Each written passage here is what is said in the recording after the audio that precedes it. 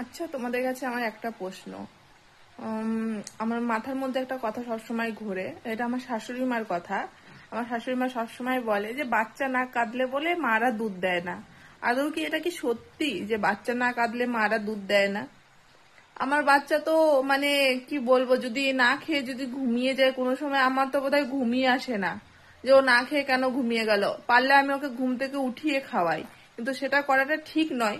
কিন্তু যে মারা কোনো সময় কি অপেক্ষায় থাকে যে আমার বাচ্চা কখন কান্না করবে তখন আমি দুধ দিব? আমার মাথায় না সত্যি এই প্রশ্নটা কোনো মতেই আমার মাথায় হয় না। আমার শাশুড়ি সবসময় বলে যে বাচ্চা না কানলে বলে মারা দুধ দেয় না। কিন্তু আমি মা হওয়ার পরে তো বুঝতে পারছি, কই আমরা তো ওই অপেক্ষায় থাকি না যে বাচ্চা কাঁদবে তবেই আমরা মারা দুধ দিব। কি বলবো, পাগলের মতো কথাবার্তা সব। আর আমাদের তো মাথার খারাপ অবস্থা যে বাচ্চা যদি না খায়